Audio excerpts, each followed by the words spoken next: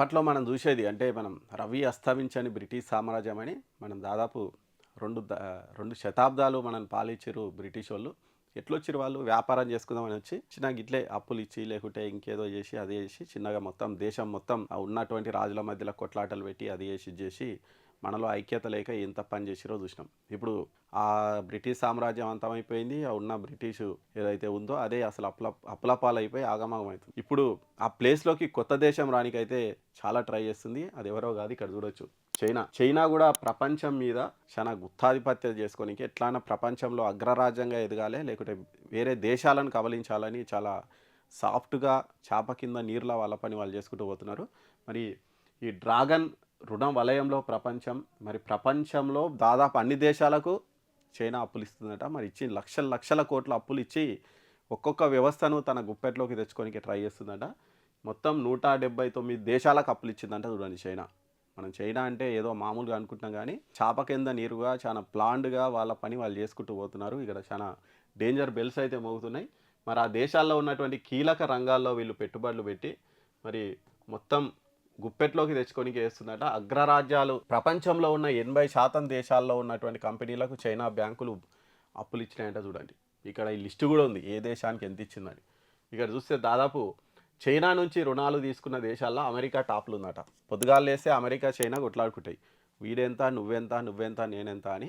Trump వీళ్ళ మీద నేను ట్యాక్స్లు వేస్తా అంటాడు, నువ్వేంది పో అని చైనా అంటది. అంటే వెనుక ఏం నడుస్తుంది అనేది చూస్తే ఒకసారి అమెరికా ప్రపంచంలోనే చైనా నుంచి ఎక్కువ అప్పులు తీసుకున్న దేశం ఏదంటే చైనా నుంచి అమెరికా అంట. ఇక్కడ చూడొచ్చు, అమెరికా 18 లక్షల కోట్ల అప్పులు తీసుకుందట చైనా నుంచి. Next Russia. ఇక రష్యా చైనా రెండు దోస్తులే కదా, వాళ్ళకు కూడా 15 లక్షల కోట్ల అప్పులు ఇచ్చిందట ఇక్కడ చైనా. ఇక నెక్స్ట్ ఆస్ట్రేలియా. మరి ఆస్ట్రేలియా చైనాకు కూడా పడదు మామూలుగా.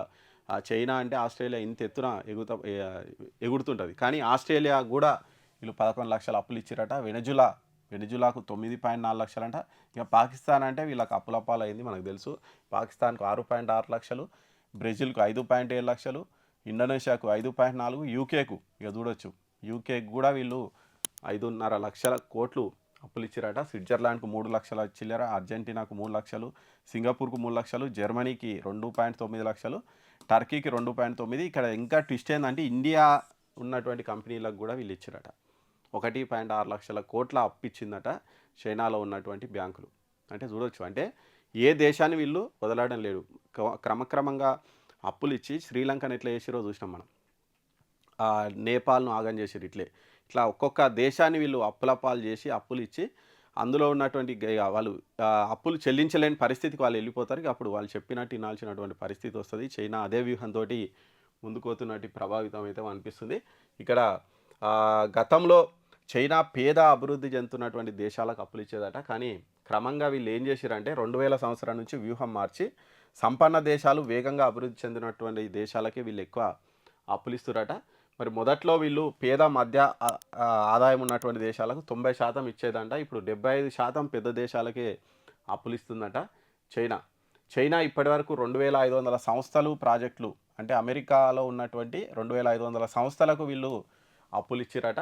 మరి యూరోపియన్ యూనియన్ దేశాలకు కూడా దాదాపు 14 లక్షల కోట్ల అప్పులు ఇచ్చిరట. ఇట్లా అన్ని దేశాలకు కూడా వీళ్ళు చేస్తురట. షెల్ కంపెనీలు, బ్యాంక్ సిండికేట్లను వీళ్ళు యూజ్ చేసుకొని వీళ్ళ దగ్గరకు వచ్చి అప్పు తీసుకుంటట్టు చైనా చాలా వ్యూహాత్మకంగా ముందుకుపోతుందట. కాబట్టి చైనా చాలా ఇబ్బందికర అంటే ప్రపంచాన్ని ఇబ్బందికర పరిస్థితులకు అయితే నెడుతుంది.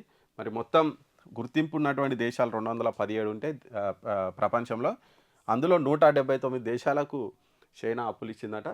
మరి ఎక్కువ రుణాలు వసూలు చేసింది చైనానేనట. 2023 సంవత్సరంలో ప్రపంచంలో ఎక్కువ దేశాలకు అప్పులు ఇచ్చింది చైనానేనట.